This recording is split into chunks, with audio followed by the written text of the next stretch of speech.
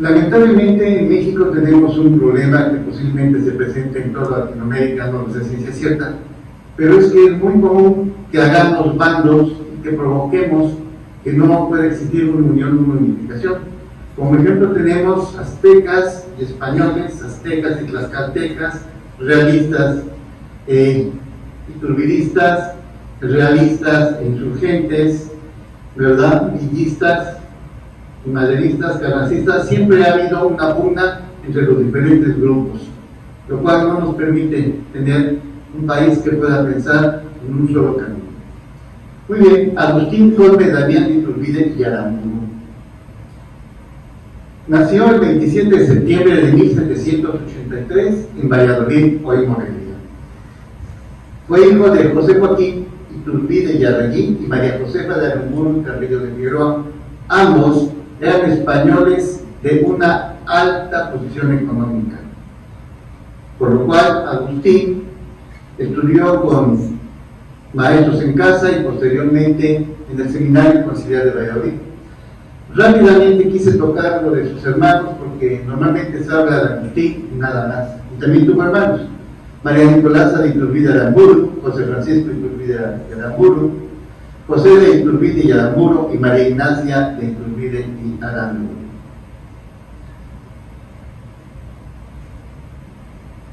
Él, como todos, formó una familia.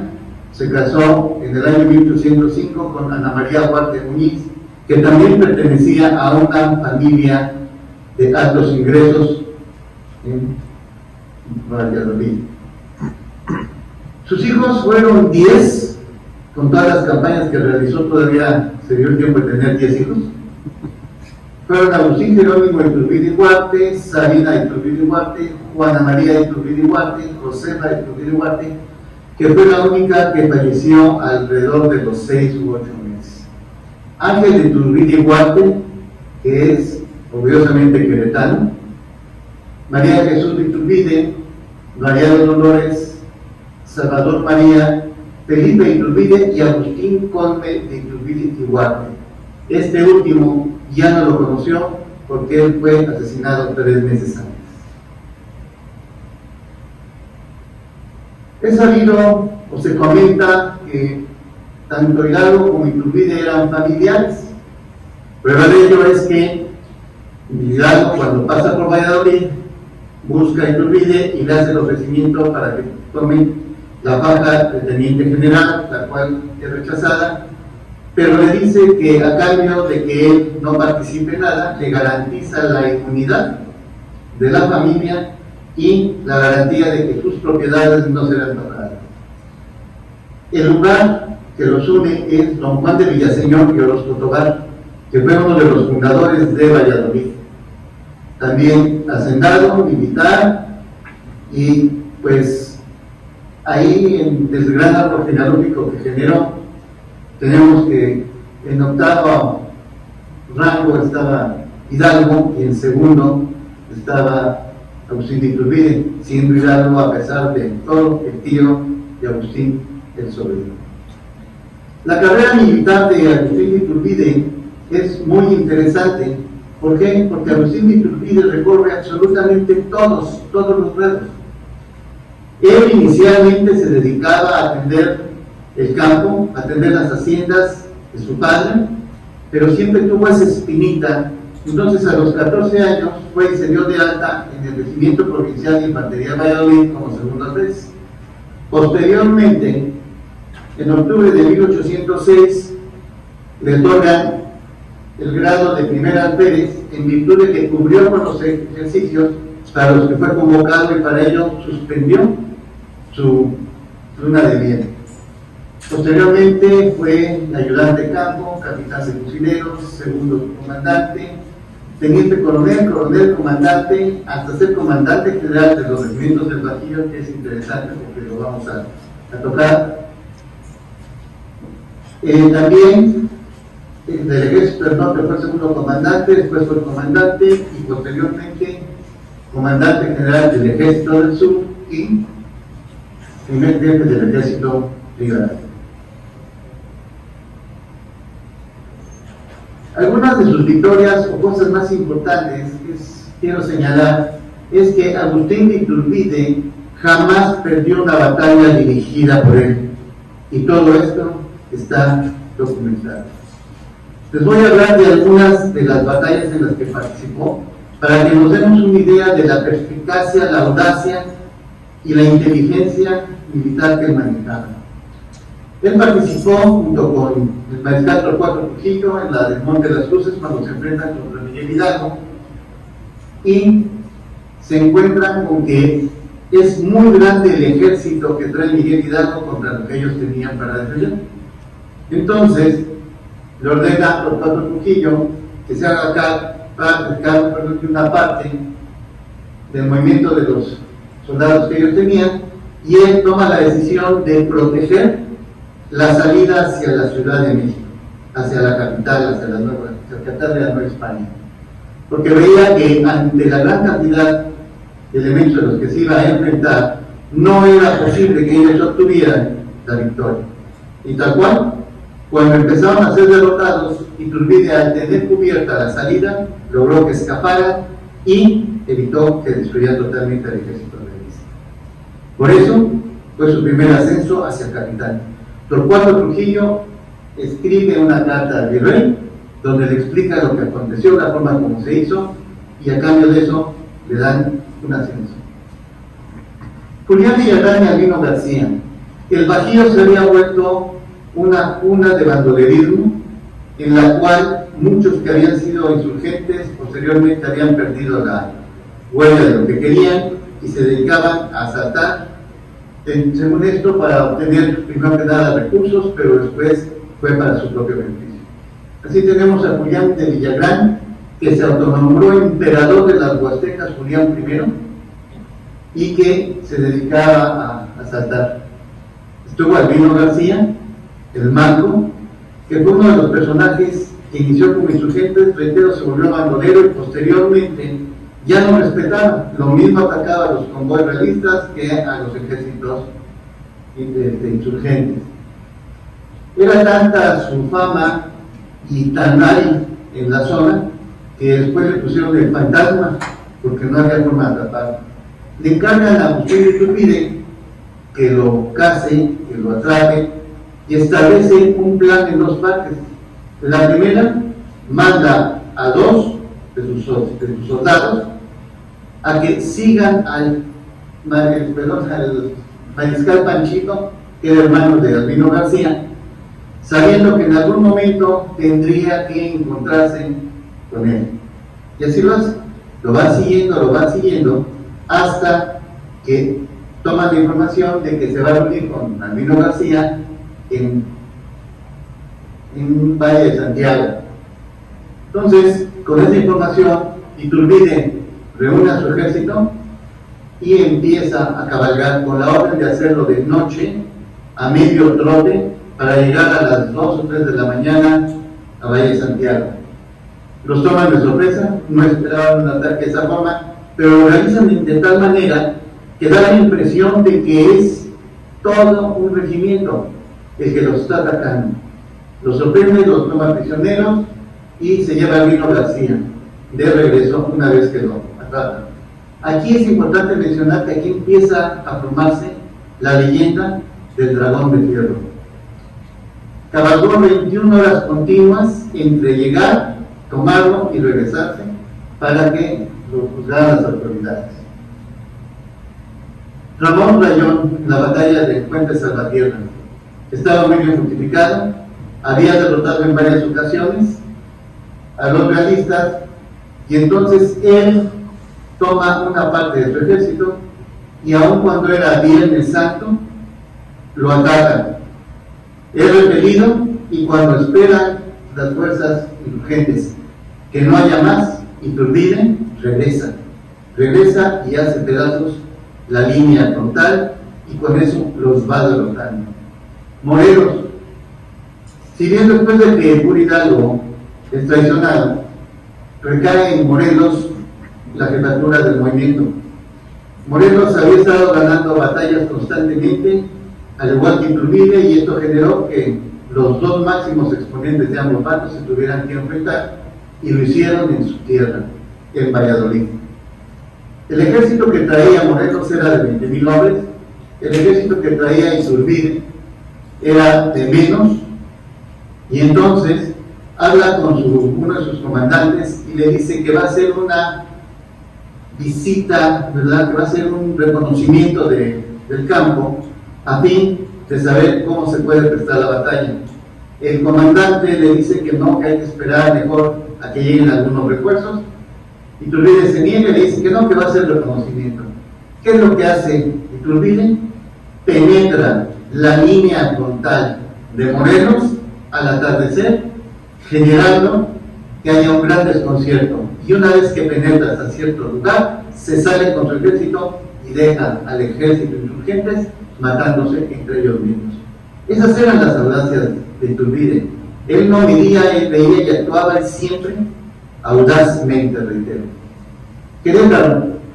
En Querétaro, cuando ya venía con el ejército trigarante, estaba al frente de la defensa el comandante Domingo Loaces. Él se entera que Querétaro sigue en poder de él, se acerca con una parte de su ejército y al calor de la medianoche toma un carruaje él solo, sin armas, llega hasta el convento de la Cruz, que es donde se encontraban, el cuartel mayor, y entonces al grito de ¿quién vive? Y la respuesta de Agustín de Iturbide, causa una sorpresa tal que lo invitan, lo llevan a pasar, platica con el comandante Loaces y este entrega la plaza. Como verán, no era alguien que hiciera los movimientos tradicionales, no, él siempre buscaba algo que sorprendiera, algo que causara que los demás ejércitos se fueran rindiendo. Cuando se va presentando ya la situación cercana a la independencia, nos encontramos con que había grandes diferencias entre los insurgentes peleaban entre ellos y de todo. Todo el mundo quería asumir el mando, pero nadie era reconocido por el contrario. De lo más importante fue, Nicolás Bravo y Guadalupe Victoria estaban en el mismo bando, estaban en el mismo ejército, pero Guadalupe Victoria empezó a agarrar más prestigio que Nicolás Bravo, y entonces Nicolás Bravo lo eliminó. Guadalupe Victoria se reúne con Vicente Guerrero y Vicente Guerrero lo acoge porque en ese momento él estaba herido, le ponen los ejércitos en sus manos y una vez que se recupera le regresa el mando. Nicolás Bravo y Vicente Guerrero peleaban por obtener la comandancia general del movimiento y don Manuel Mier y Terán, por otro lado, también la asumía y estaba siendo reconocido por una parte, no así por Nicolás Bravo y Vicente Guerrero, que se unieron en ese momento para desconocerlo y hacerlo que no tuviera control del movimiento. Si analizamos después de una batalla, estaba Iturbide con el capitán Filisola y le dijo que no era posible que se siguiera derramando tanta sangre, porque se había percatado que ya no era una guerra entre un país que quería sostener una colonia y una colonia que quería independizarse, que se había vuelto una guerra fratricida, donde el 70% de los que combatían y se mataban eran mexicanos, en ese momento americanos, no existía el nombre de México todavía, y el otro 30% eran españoles. Entonces analizó los tres escenarios que habían, que les eran los insurgentes. Muy difícil, súper difícil, porque solamente quedaba Vicente Guerrero y Guadalupe Victoria aparentemente. Vicente Guerrero metido en el sur, defendiéndose y siendo perseguido fieramente por los ejércitos realistas, y como Vicente Guerrero mismo declara en algunos de sus escritos, su ejército llegó a ser de 5 hombres y crecer a 500, a 1000, a 1500. Entonces había mucha realidad.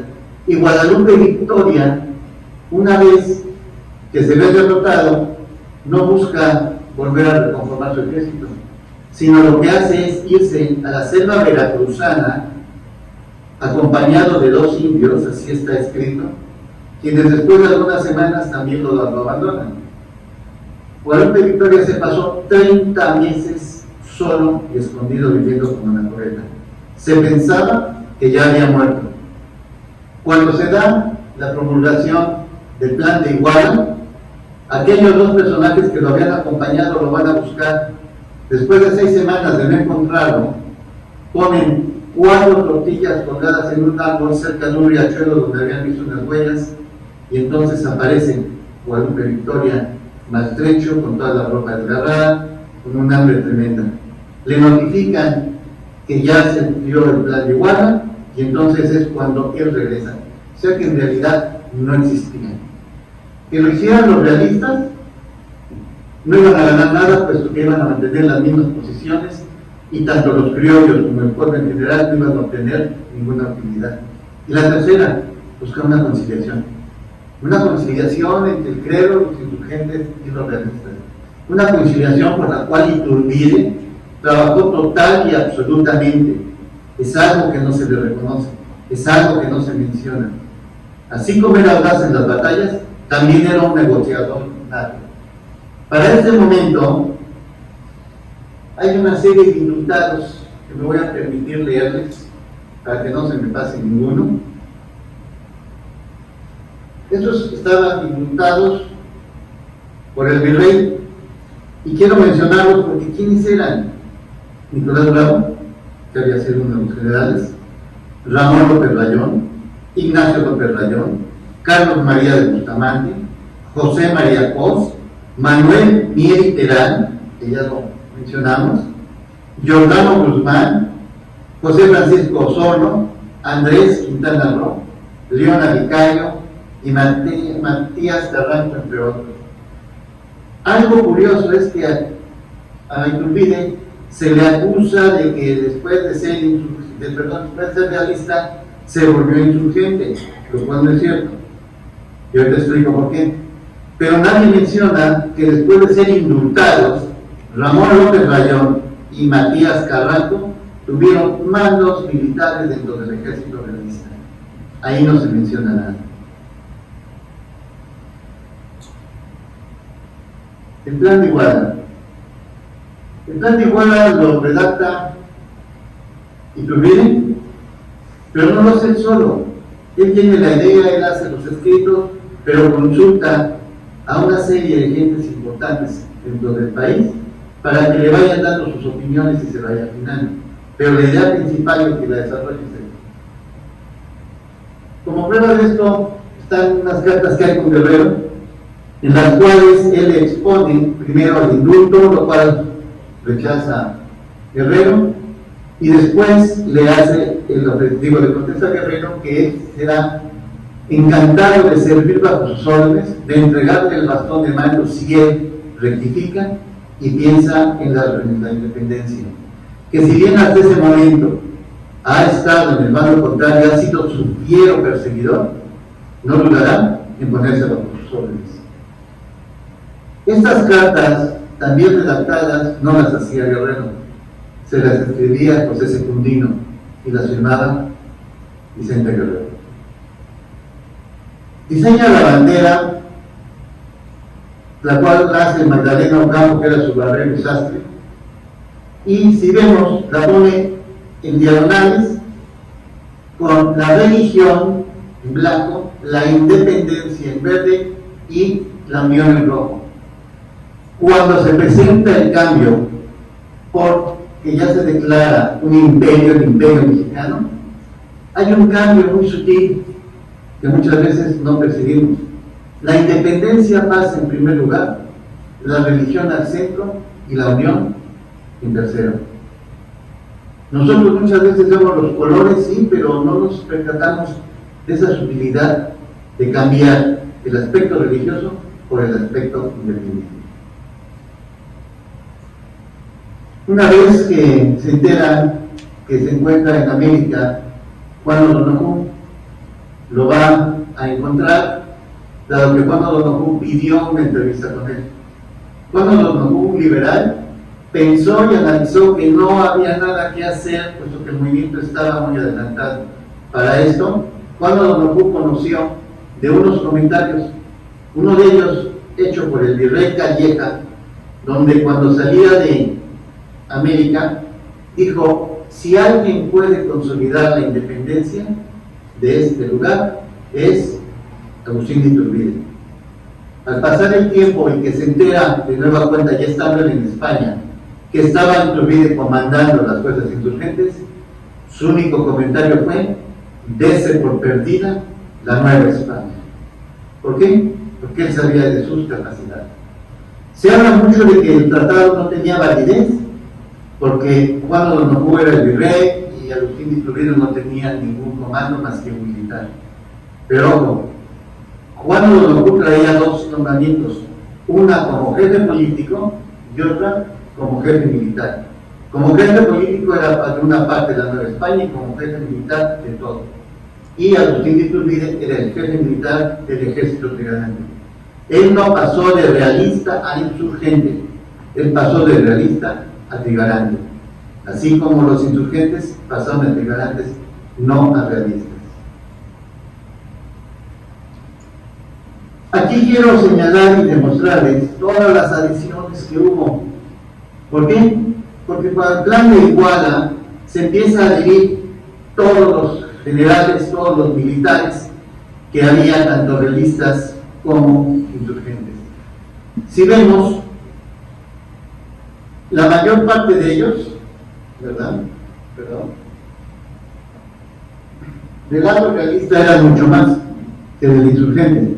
Estaba Pedro Celestino Negrete y Cacaray, cuando se rebelan o cuando se le botean, cuando lo traicionan, que es la palabra correcta, posteriormente es presidente. Vicente Guizola fue presidente de Guatemala. Miguel Barragán fue presidente de México. José Joaquín de Herrera fue presidente de México.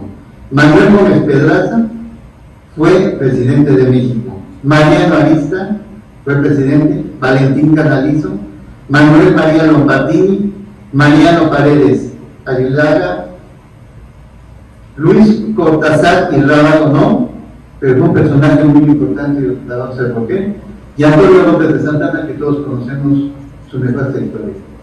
Por parte de los insurgentes, Guadalupe Victoria, Vicente Guerrero, Valentín Gómez Farías, Nicolás Bravo y Juan Álvarez. Todos ellos se adhirieron, todos ellos emitieron documentos que existen donde alababan el plan de Iguala, se unían a Iturbide y se sentían orgullosos de estar de su lado. Con estas adhesiones, que aparte no se dio nada más en 1821, sino también en 1822, el Imperio Mexicano, un imperio que llegó a tener más de 5 millones de kilómetros.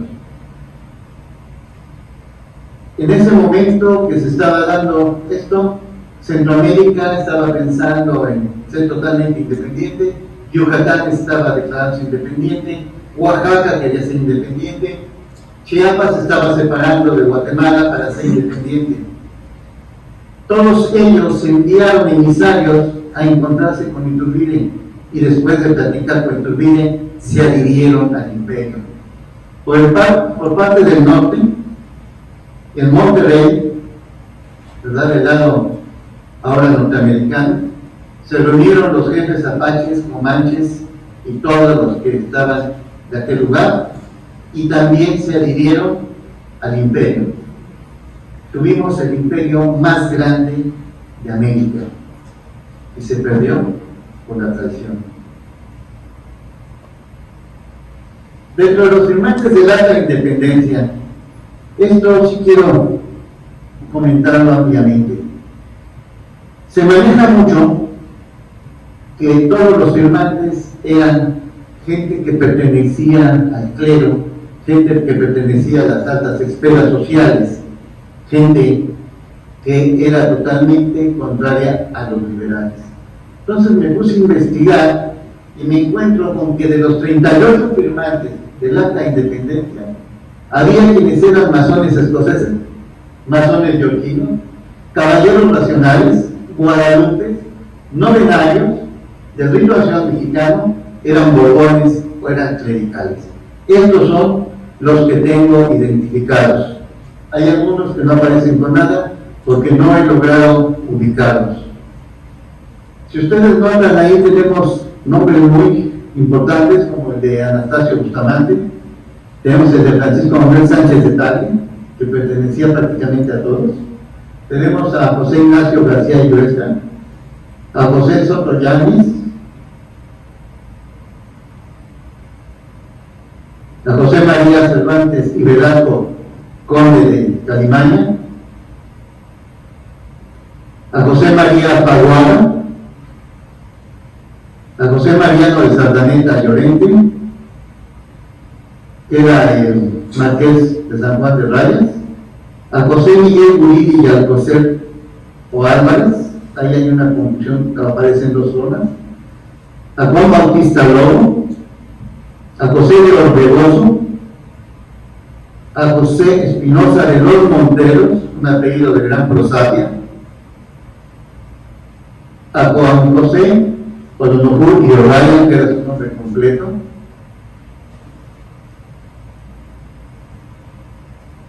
tenemos a Manuel Bárcena, a Manuel María de Jauregui, a Manuel María Martín de Eras de Soto y Taubín, conde de la Casa de las Eras y Soto, y a Matías Monteagudo, que están plenamente identificados.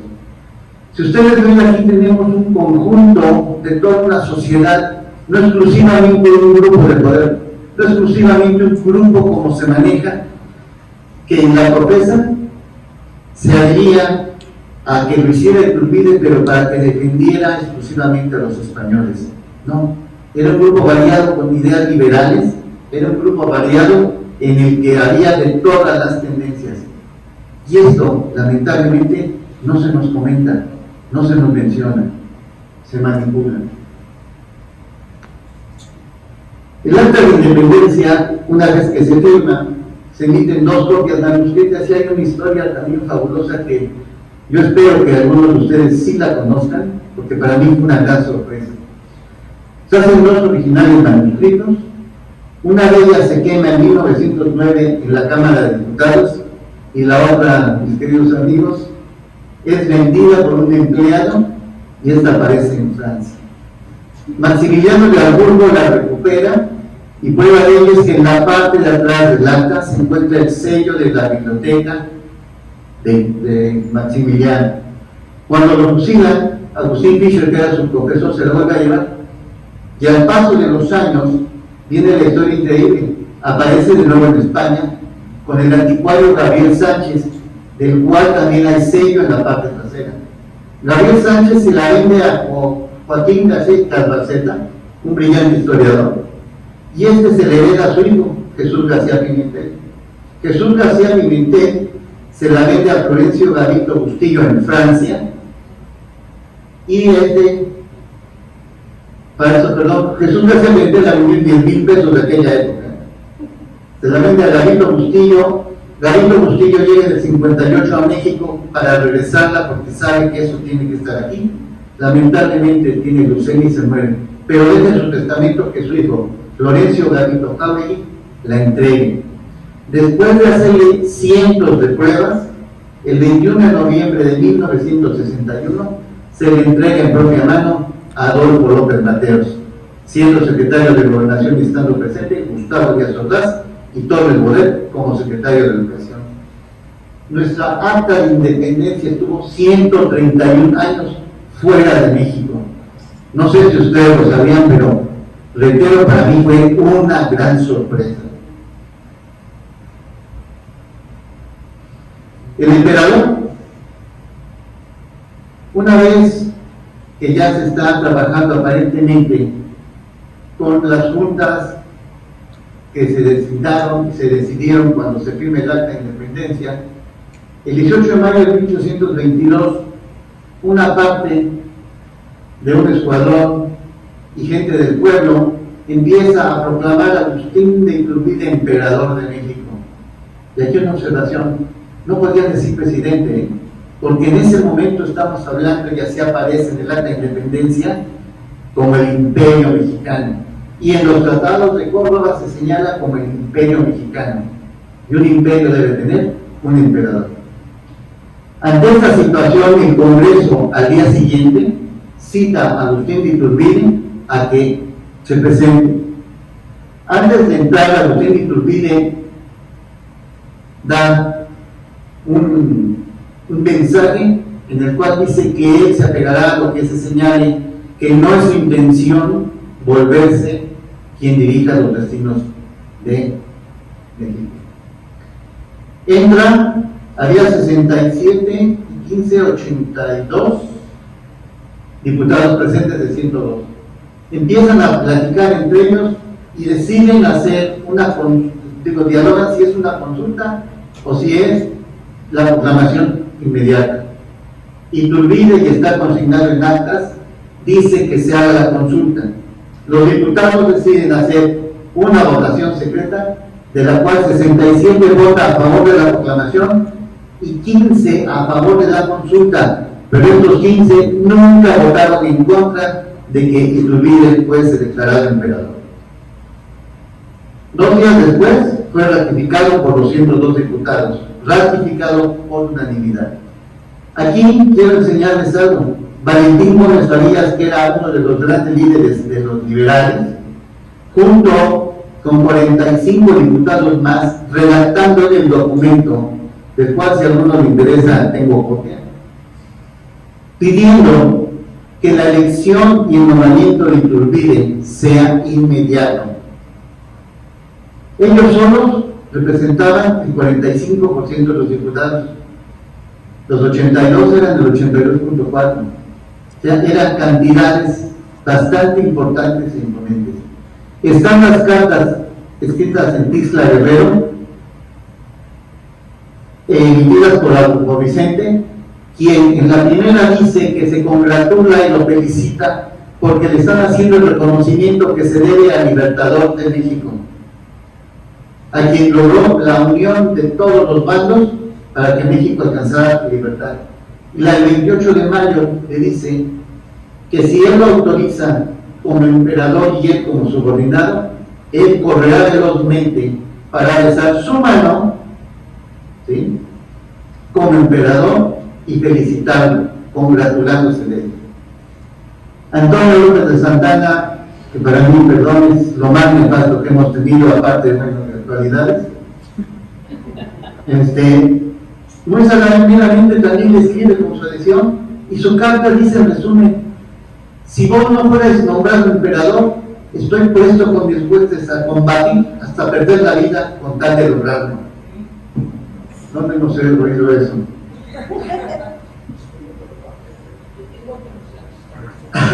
Exactamente. Viene la declaración del Congreso como emperador el 19 de mayo. Aquí quiero leer una partecita. Perdón. Donde dice: el soberano Congreso Constituyente Mexicano, congregado en sesión extraordinaria motivada por las ocurrencias de la noche anterior y parte de que ellas dio el generalísimo almirante. Por cierto, en México solamente ha habido 3 generalísimos: Miguel Hidalgo, José María Morelos y Pavón y Agustín de Iturbide y Aramburu. Jamás ha habido otro. Con revisión de varios documentos que se transcriben en el acta de este día, oigan las aclamaciones del pueblo conformes a la voluntad general del Congreso y de la Nación, teniendo en consideración que las Cortes de España, por decreto inserto en la Gaceta de Madrid, ha desconocido el tratado nula los tratados de Córdoba, y dado que ya el Congreso mexicano, el Imperio mexicano, podía nombrar a quien fuera su representante o su emperador, lo nombran, o dicen: tenga bien elegirlo para emperador constitucional del Imperio mexicano. Agustín de Iturbide, primero de ese nombre, bajo las bases proclamadas en el Plan de Iguala y aceptadas con generalidad por la nación, los cuales se detallan en fórmulas del juramento que debe prestar al Congreso el día 21 de los Códigos. Ahí dicen que están haciéndolo de pleno acuerdo, están realizando lo que ellos mismos están aprobando. Posteriormente, el 22 de junio, el puro Congreso, ya sin que intervenga Iturbide, vamos a decirlo así, hace hereditaria la corona, nombrando a su hijo Agustín como primogénito y príncipe hacia el imperio, o del imperio, y nombra príncipes y princesas a sus demás hijos legítimos, al papá de Iturbide y a su hermano. Esto quiero que por favor lo conserven en su mente. Vienen los conflictos. Una vez que nombran a Iturbide emperador, la Junta Suprema no nombra a la regencia, y cuando la nombra la regencia no trabaja. La regencia tenía como obligación convocar a la formación del Congreso y trabajar sobre la hacienda pública. Cuando Iturbide los empieza a presionar es cuando más o menos se mueven y ya no les gusta de por sí. Ya habían establecido la línea de que cada vez que Iturbide proponía algo, el Congreso se lo echaba abajo. Y Iturbide se convirtió en el culpable de todo. Así, el proceso que llevan a cabo debería haber sido desde antes de la primera independencia, porque es cuando se forman las juntas y la orden de la regencia. El 21 de diciembre eligen a los electores. El 24 de diciembre los electores eligen a los alcaldes, regidores y síndicos municipales. El 27 de diciembre, alcaldes, regidores y síndicos municipales eligen a los electores del partido y estos a los electores provinciales. El 28 de enero de 1822, o sea, ya transcurrió, se elige a los diputados por los electores provinciales. Y el 24 de febrero de 1822, en el aniversario del Plan de Iguala y de la Jura de Bandera, se instala el primer Congreso de México. Reitero, el Congreso tenía que elaborar la Constitución que requería el país y establecer la hacienda pública. No lo hacen. Se dedica a buscar negocios personales. Iturbide, ante esta situación, decide quitarlo. Y entonces empiezan a trabajar abiertamente en la traición, la caída. Iturbide se encuentra con Santana en Jalapa y le dice que se reporta a México para ser integrado a la Corte, sabiendo que había muchísimas quejas de su actuación en Veracruz, de los latrocinios que estaban cometiendo, y aún así le daban ascenso. Sin embargo, Santana, en lugar de obedecer, se regresa, se va a Jalapa y el día 2 de diciembre de 1822 declara la República. Esto junto con un traidor también mexicano, que era representante de Colombia en México. Había sido expulsado, se suponía que estaba en Veracruz para que ya fuera enviado a Colombia, pero no, se quedó aquí para hacer toda la malobra de apellido Santa María.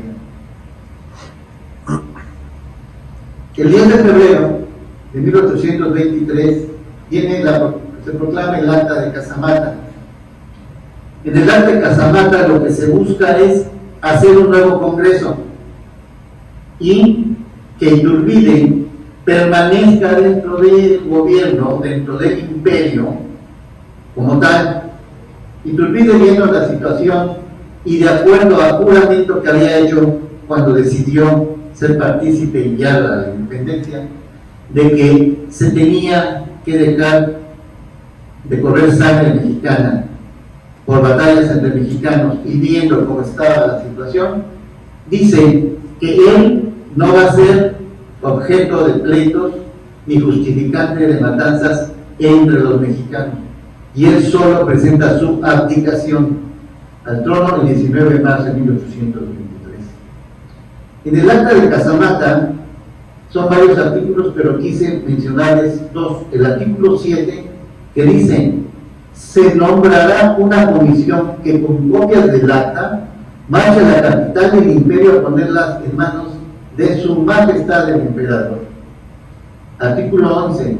El ejército nunca atentará contra la persona del emperador, pues lo contempla decidido por la representación nacional,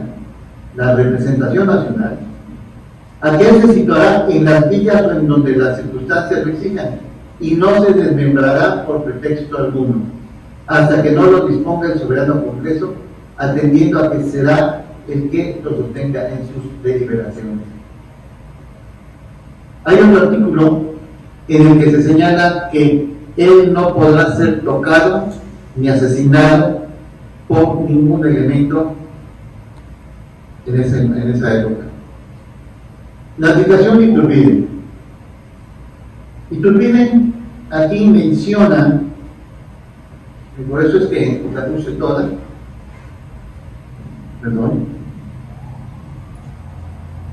él reconoce que las tropas y la Junta se han adherido al plan Huacta Casamata. Para esto, Iturbide envía a Echevarri y a otro de sus generales con una parte del ejército imperial, y estos llegan y galantemente se adhieren al plan de Casamata y le dan la espalda, una vez más. Entre ellos estaba, como les mencionaba hace ratito, Luis Cortázar.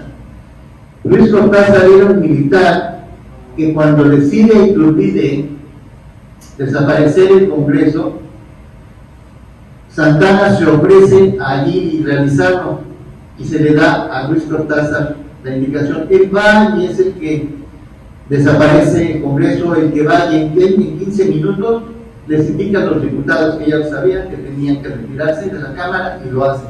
Y posteriormente traiciona al señor, y además de todo, de unirse al plan de Casamata, si recuerdan, fue uno de los que llegó a ser presidente de este país. En el artículo segundo, él dice que está dimitiendo con suma repugnancia porque él nunca tomó el poder con el objetivo de hacerse importante o hacerse poderoso, sino él siempre lo tomó con la idea de servir a la patria. En el tercero, señala que dado que su presencia va a causar desavenencias y esto no quiere él que se preste a remotas sospechas, él solito se expatria y se va a una nación extraña. En el cuarto no pide más que 15 días para poder hacer los trámites, y en el quinto solicita que se paguen las deudas que él tiene.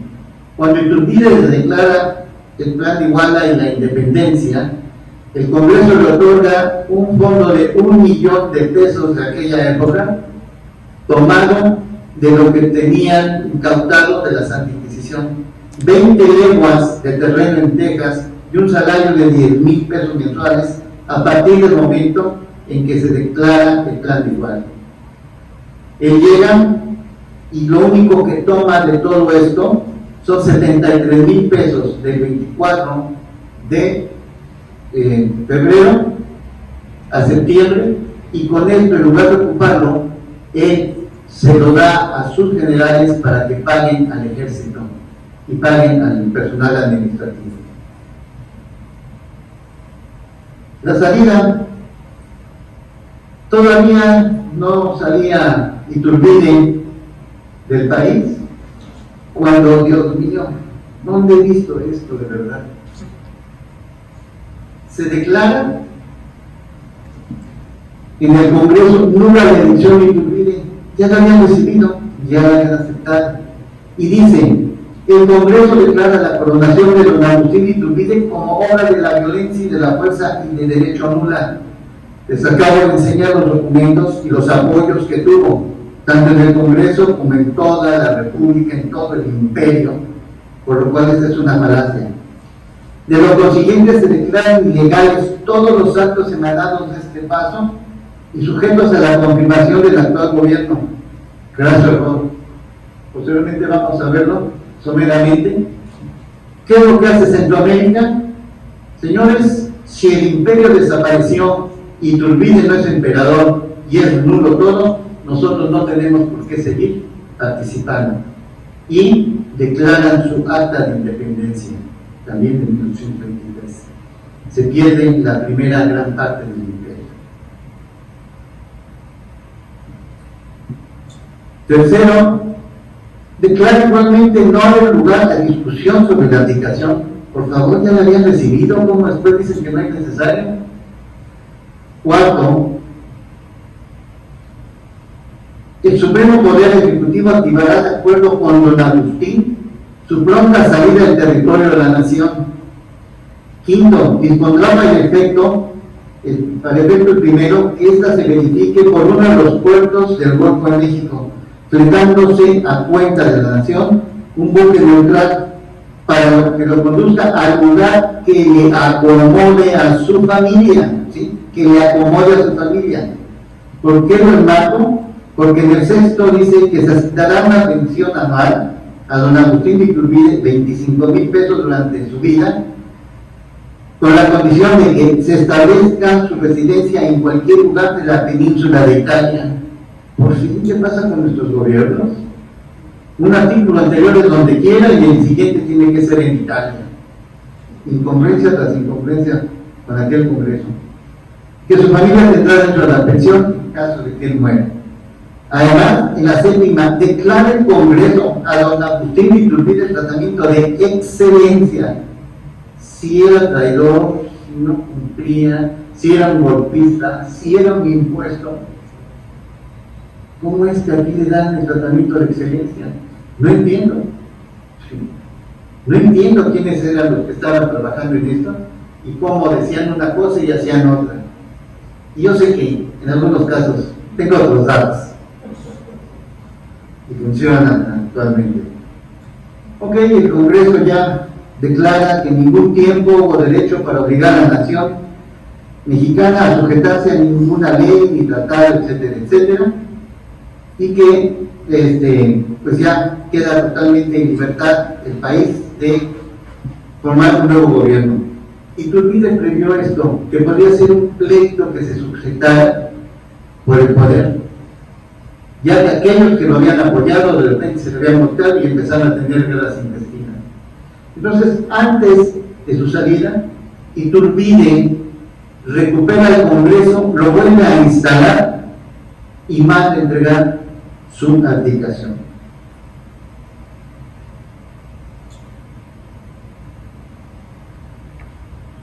La salida,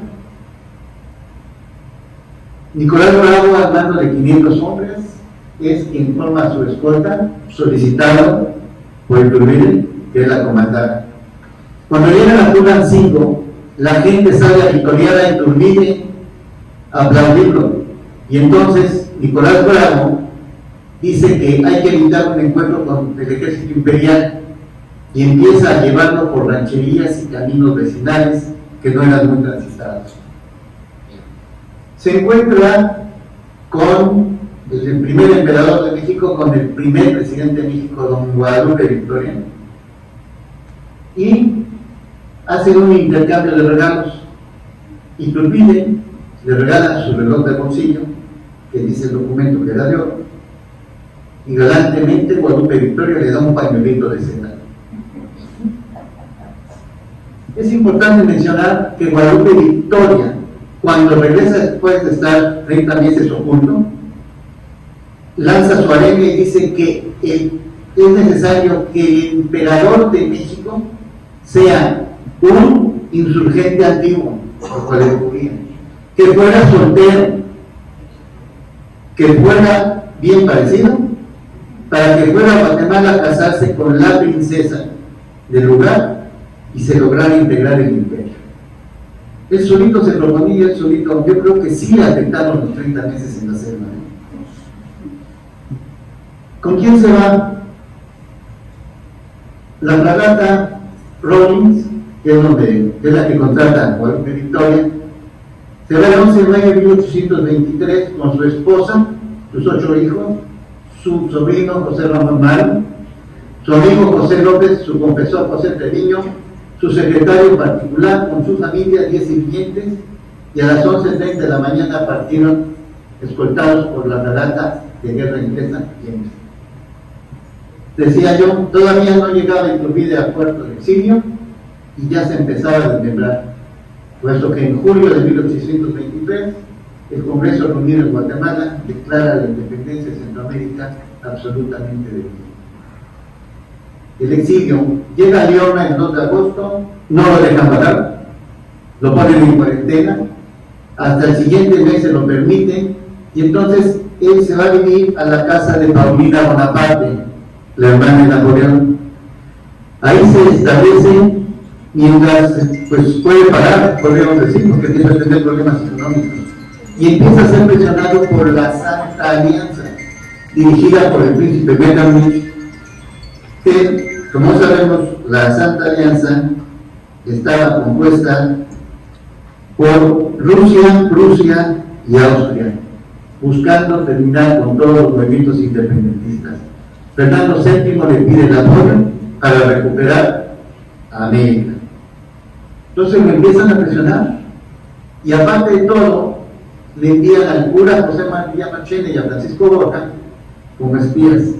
Nunca le mandan el dinero, y entonces él empieza a ver la posibilidad de irse a Roma para comprar por lo que él todavía tenía él de su dinero una granja y ponerse a trabajar y que sus hijos estuvieran ahí. No se lo permiten, tiene que viajar por varias partes para llegar a Londres, y todos lo van siguiendo, lo van presionando. Aquí hay dos cartas, una que le envía Nicolás Carrillo, donde le pide que por favor haga las gestiones, porque si no, la subsistencia con su familia ya va a ser mendigado, y obviamente no le manda nada.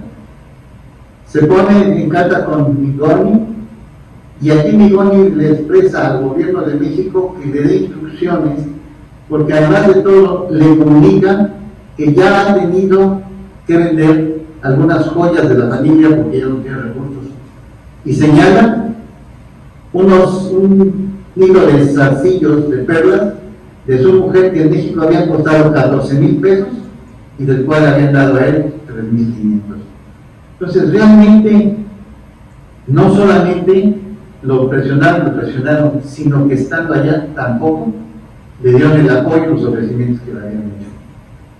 El retorno. El 11 de mayo de 1824 sale del puerto de Southampton, exactamente un año después de haberse ido al exilio. ¿Y con quién regresa a invadir México? Pues con su esposa en gestación, con sus dos hijos menores, su sobrino y los sacerdotes, aparte de ella, José López, el italiano Macario Morandini, el inversor inglés John Armstrong y el coronel polaco Carlos Benesky, que lo había acompañado en todas sus campañas en México. También traía una prensa, sus documentos personales y las pocas joyas que le quedaban. Pensaban llegar a Tamaulipas, pero las aguas y los vientos lo llevan a desembarcar en Soto de la Marina. Antes de salir de Londres, San Martín se reúne con Agustín Iturbide y le dice: no vayas a México, no vayas a tu imperio, no existe, lo han hecho pedazos, te van a matar. Y él dice: sí voy, y sí voy porque estoy enterado y tengo documentación que la Triple Alianza está preparando una invasión con 150,000 hombres para recuperar México. Y en ese trayecto él envió cartas al Congreso explicándoles y mencionando que venía a poner su espada como soldado, no como emperador, que no era su intención bajo ninguna circunstancia recuperar un imperio del cual él estaba totalmente fuera. El Congreso lo único que hizo fue, pues, declararlo fuera de la ley. El crimen baja junto con el general Carlos coronel, ya dice general, con el coronel Carlos Benesky, y van a ver a general Felipe de la Garza, que era el comandante del área. No le señalan, ¿verdad?, que Iturbide está bajando a tierra. Sin embargo, compran los caballos, y cuando Iturbide monta el caballo, un militar que estaba asignado con De la Garza se queda observando y dice: ese es Agustín Iturbide. Y entonces va y le avisan. Con esa situación va De la Garza, se encuentra con Iturbide y le dice el decreto bajo el cual debe de fusilarlo en 3 horas. Para esto, inicialmente De la Garza le mandó una carta invitándolo a bajar, con Carlos Belensky tratándole de su majestad. Bien, ya bajó y dice que es un grave peligro tanto para él como para Iturbide. Iturbide le dice que él viene en buen plan, que él viene a defender a México y que le dé la oportunidad de hablar con el Congreso. Felipe de la Garza, sabiendo que estaban en Padilla, le dice que sí, forma una escolta de 100 hombres y van hacia Padilla. A medio camino, De la Garza le transfiere el mando de la tropa a Iturbide, haciendo loas de su capacidad, del maravilloso militar que era y de todo su historial, y se regresa a Soto la Marina. Amigos, en ese momento Iturbide, si hubiera tenido realmente otras intenciones, podía haber ya con 100 hombres empezado a levantar al país. No lo hizo. Se fue a Padilla. Casi llegando a Padilla, los alcanzó De la Garza y volvió a retomar el mando y le pidió que le regresara la carta que le había escrito. Iturbide, pensando que era una situación sana, se la entregó. Lo quiere presentar al Congreso y el Congreso no lo recibe, no le hace caso, le dice que no, que lo fusilen. Es más, ordena que lo devuelven para que fuera más humillante. De la Garza se niega, va a Iturbide, Iturbide le da una serie de documentos donde explica todo y el Congreso, sin leerlas, dice que no, que debe ser muerto. Para poder formar aquel Congreso, tiene que incluir hasta el gobernador del estado, el presbítero Antonio Gutiérrez de Lara. Lo declaran culpable, pero el señor gobernador pide que se saque su voto, que se señale como no presentado, porque él no va a votar en esta ocasión. Lo declaran culpable, se lo notifican a las 3 de la tarde y les pide Iturbide que le den margen de hacer su preparación religiosa, porque si era muy católico, porque era lo que se estilaba en aquella época mucho más. Y yo pregunto, a él se le acusa de ser religioso, y el cura Hidalgo era cura, y el cura Morelos y el cura Matamoros, que eran también religiosos católicos.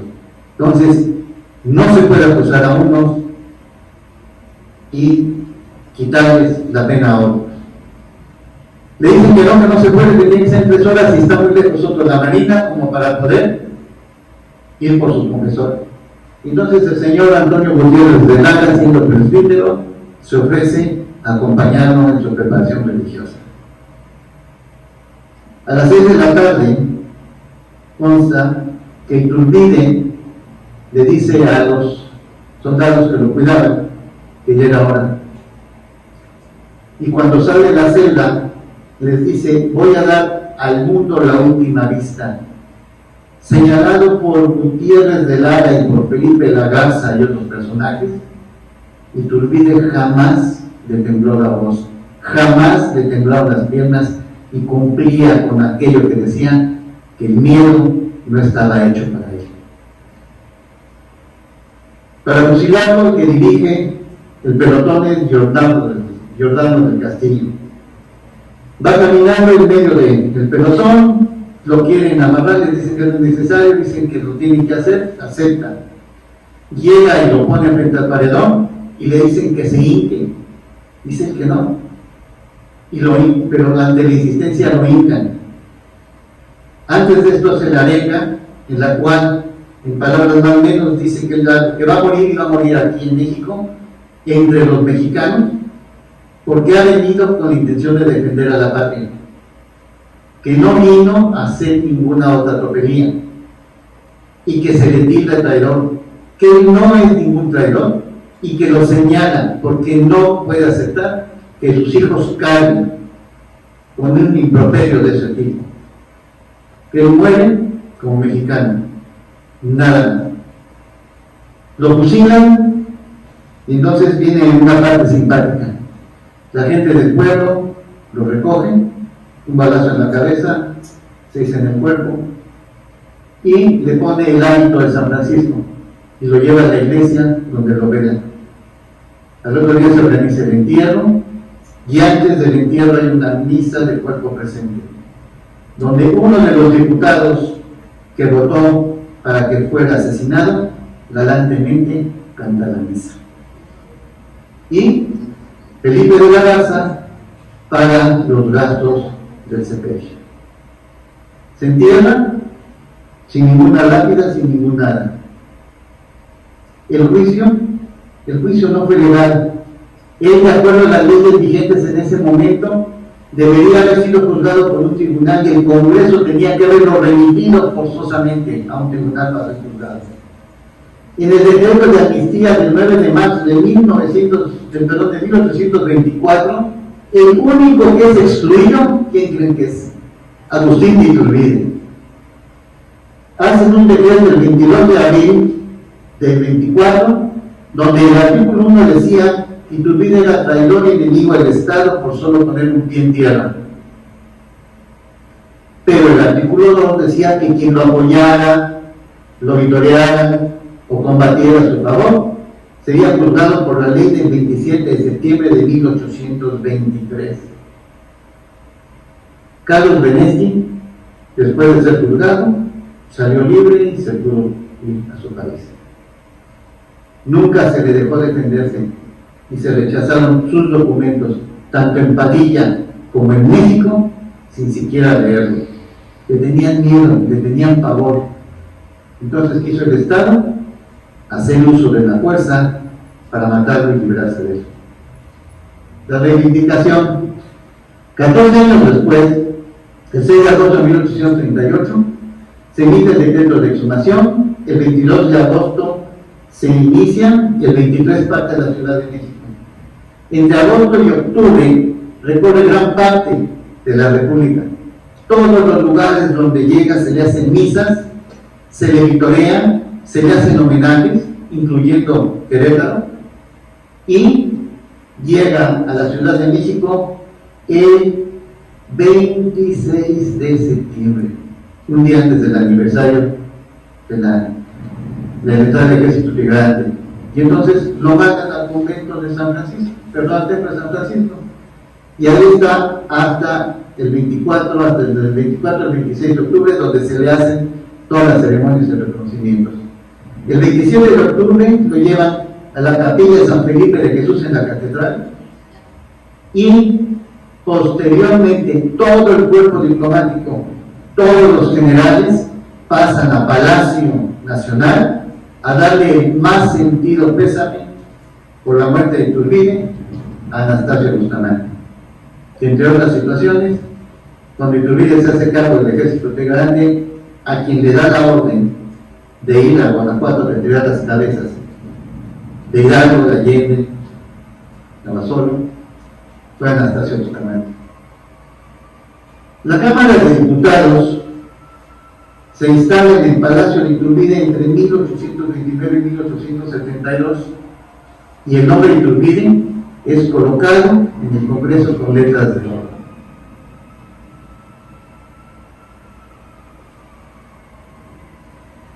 Esto es lo que aparece en la urna donde se encuentra Iturbide.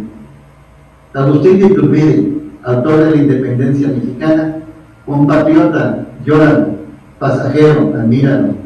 Este monumento guarda las cenizas de un héroe, su alma descansa en el seno de Dios. La inscripción de la solemnidad es de alrededor de 25 a 30 hojas. O sea que es una redacción muy, muy completa, y ahí está la fuente por si alguien la desean. La felonía, el 29 de septiembre de 1921, casualmente 2 días después de la entrada del Ejército Grande de la primera acta de independencia, se pide borrar su nombre de la Cámara. El 4 de octubre se pide que sea sustituido con el nombre de Belisario Domínguez, y el 30 de noviembre de 1936 se borra.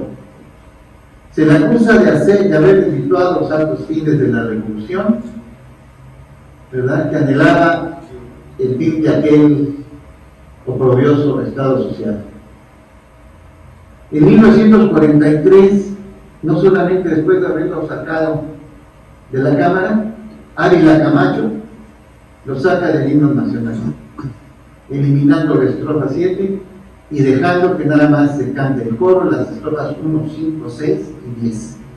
Y posteriormente esto se reafirma por medio de un decreto para el uso del himno nacional y los símbolos patrios. Y el colmo. En 1972, Luis Echeverría Álvarez hace padre de la patria por decreto a Vicente Guerrero. Las acusaciones y los mitos. Las acusaciones son de haber organizado su nombramiento como emperador. Ustedes ya tienen la información para poder calificarlo.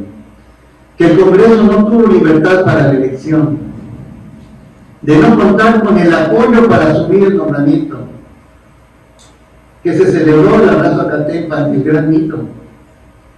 Se efectuó una reunión con Guerrero en Tegueloapan. El dato lo tomé de las memorias de Agustín Iturbide, y supongo que si eran sus memorias se tendría de acordarse bien dónde se dio. Pero lo del abrazo a Catepa, Lorenzo de Zavala es quien lo hace tan romántico, y es la versión oficial que nos han dado y que sigue circulando.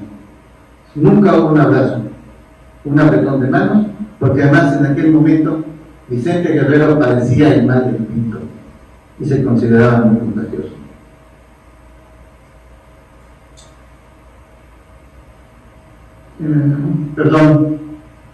Que Iturbide y Guerrero trabajaron juntos en la entrada del Ejército Federal. Cualquier cuadro que ustedes vean, Iturbide viene solo al frente. Vicente Guerrero fue el último contingente que entró a la ciudad y tuvieron que prestarles los uniformes del grupo de comercio de la ciudad para que lo utilizaran, negándose una buena parte de su ejército a usarlo, por lo cual entraron una parte uniformados y otra todos desarrafados. Que Guerrero participó en la elaboración del plan de Iguala con Guerrero. No, no es cierto. Y Guerrero mismo lo señala en sus cartas, en sus documentos, que él no tiene la capacidad de emitir leyes o hacer ese tipo de situaciones. Además de que, como mencioné, él mismo no escribía sus cartas. La acusación por la que fue retirado su nombre, con letras de oro, dice: haber desvirtuado los actos fines de la revolución insurgente que anhelaba el fin de aquel oprobioso Estado social en que el régimen virreinal mantenía el pueblo mexicano. Yo he leído en muchas ocasiones esto y no he encontrado a qué se refiere con los altos fines de la revolución insurgente. Es una frase maravillosa, pero que no tiene ningún fundamento que explique a qué se refiere. La conclusión, mi pregunta es: ¿por qué tanto odio contra Iturbide? ¿Qué les hizo Iturbide? ¿O por qué lo tomaron para ser el pagano de todas las troperías y de todo lo que han querido justificar durante años? Y todos los gobiernos, porque todos van con Iturbide. ¿Por qué tanto odio? ¿Por qué lo acusan de que él es el héroe de los grupos religiosos de México? Cuando él demostró en la firma del acta y en la formación de las juntas que participaba gente de todas las tendencias, que participaban individuos con toda la libertad, independientemente de que a qué grupo pertenecían, porque él había trabajado en una conciliación. México es el único país que festeja el inicio y no la consumación de la independencia. Y yo la primera pregunta que me hice: a ver, Sergio, ¿qué es lo que haces? ¿Festejas el día que naciste o el día que fuiste concebido? Porque si es el día que fuiste concebido, tienes que platicar con tus papás porque no tienen ni idea. Y aquí, eso es lo que hacemos. El día que fue concebido es cuando lo festejamos. México es el único país que ha asesinado a todos sus héroes. México es el país donde los traidores mueren en su cama. Y quiero cerrar con esta frase: sin Judas no hay Cristo, sin Iturbide no hay independencia. Muchas gracias.